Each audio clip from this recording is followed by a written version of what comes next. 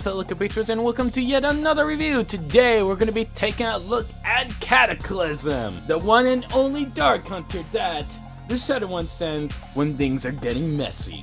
Now, before we get into articulation and functions, let's go ahead and figure out how tall this guy actually is.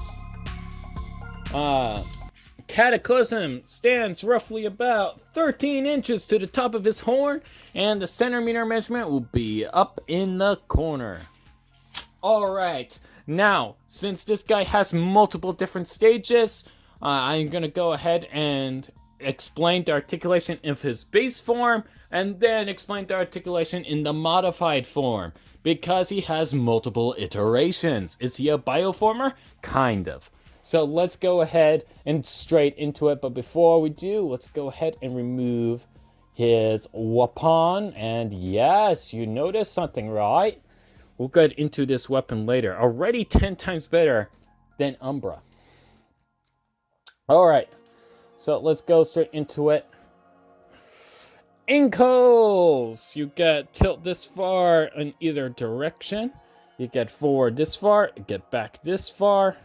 So a little bit of tilt, you know, you get a little expressibility with that. And of course, with the knees, they bend 90 degrees, which is nice. Upper leg, let's move the arm out of the way. You get forward this far, you get back this far, which is not bad considering how thick he is. And it goes out this far. Now you can cheese it a little bit. Oh.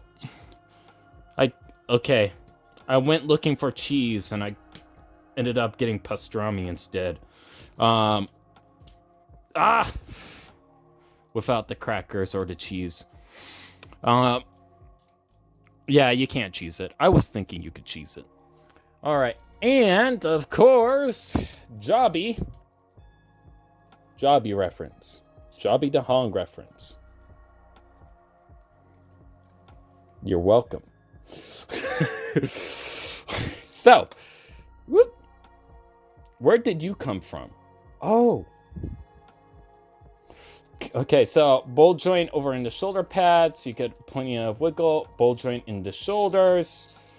You get articulation in the elbows with a new mechanism for extra stiffness because of the staff weapon. Bolt joint in the wrist, same on the other side. As for the head, you go ahead and get a swivel over here.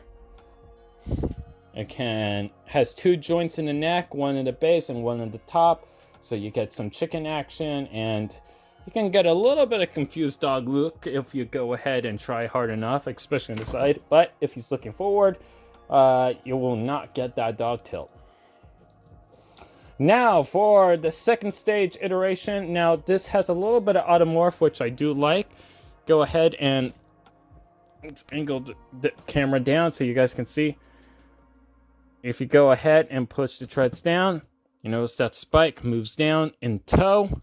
A little bit of mecha life there. And we'll do the same over here. You know, and now, due to the feet in this new configuration with more stability, leans back this far, leans forward this far, you get more tilt, more dynamic tilt, which is nice. So it's all good there. All right, and of course he has a function, multiple functions. Now, before I get... Oh, and this is what he looks like in the back. So you get... see how he looks like.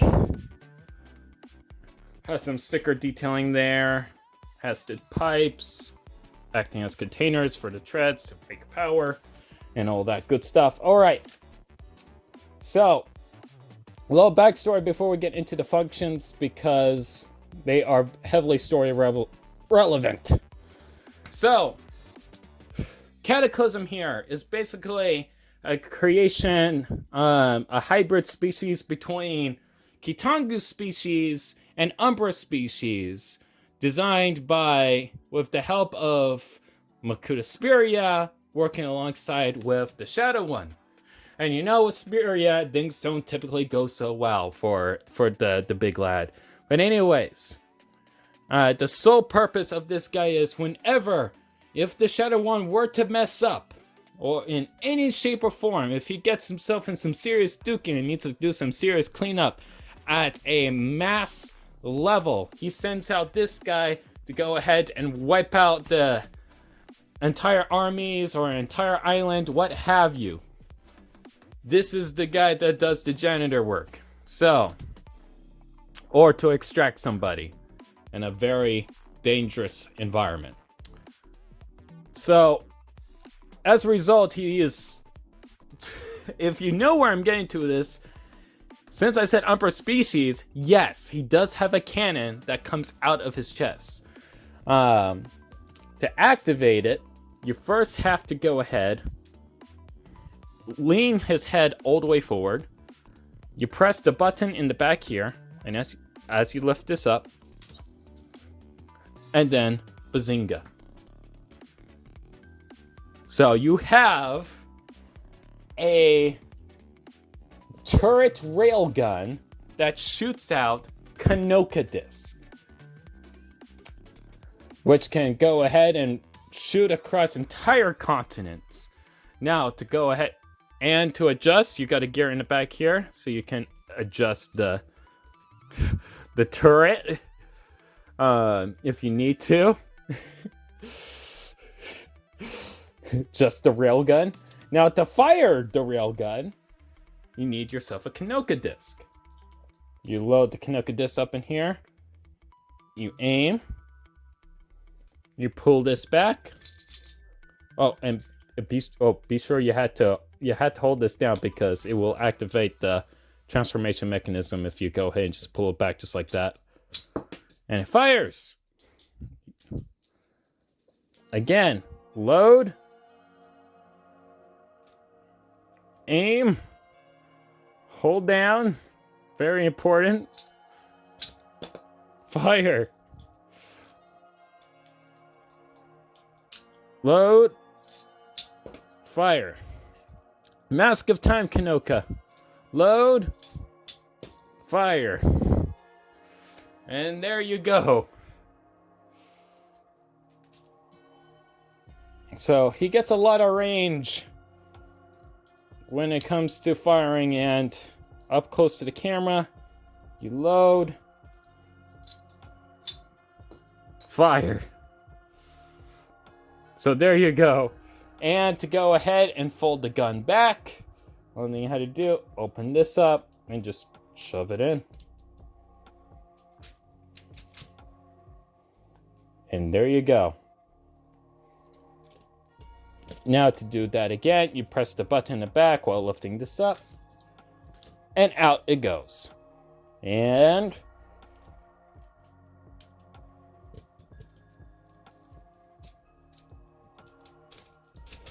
back in it goes. So yeah, big boy with a big gun. Now you're probably wondering, can he fire the Kanoka disc while the turret is folded inside of his chest? No, he cannot. Similar to Keetongu, he cannot. Where Keetongu cannot fire the Rutuka launcher when his chest is closed. Similar process, similar dealio. Now, his other toy that he has, for a guy that can go as fast as speed of light and shoot across entire continents while running people over, as you do, in that order. You got this.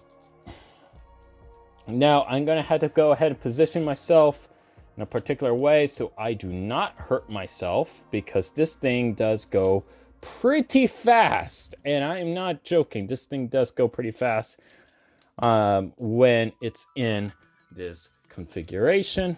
So we're going to go ahead and have him like that. There we go. So there you go, it's spinning, and then you can spin it the other way by just pushing it back in. Now, funny thing about this mechanism is that you only need to push it in a little bit and then it pulls the rest of the ripcord the rest of the way. Unless if that happens, and this is why I said without hurting myself, because these things actually do fly. They actually fly. They fly off. It's a dangerous thing. Why do I go ahead and put these things in kids' toys? I don't know, man. I just like danger. Do not build this at home. So there you go. It spins on itself and it pulls the Ratuka by itself. Now, if you need it to stop spinning, what you can do is very easy. Only you have to do is put your finger on the Ratuka and it just stops it immediately. So if you can reach the Ratuka, you are good to go. But yeah, this thing spins fast. It spins very fast. Alright, now without any further ado, let's go straight into size comparisons.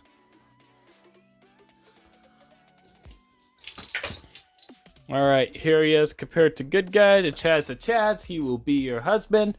Whoop! Here he is compared to bad guy, and he will kill your husband. Whoop! Here he is compared to a Tonga build, so you get a size comparison there. Whoop! Here he is compared to Tahu. Toa Fire. Whoop! And of course, since he is a Dark Hunter, here he is compared to Nadiki. Because everything is apparently associated with Mechanui. A whole lot. So there you go. Whoop.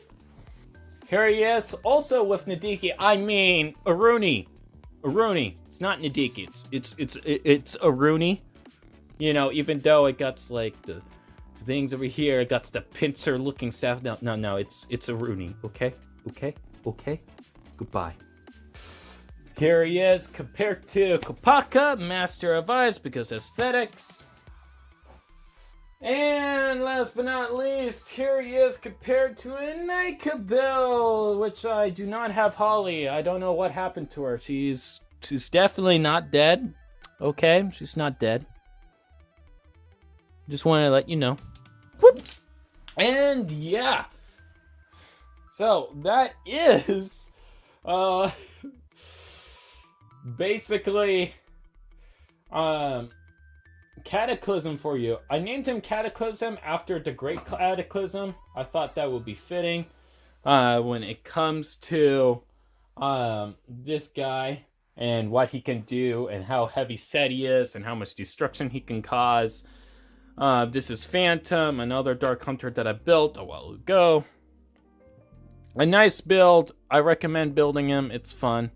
It's a fun build. Highly recommend. But yeah, so there were other names that I was thinking for him because he does another name that I was thinking for him was actually Kanoka Nui, because he fires Kanoka disc.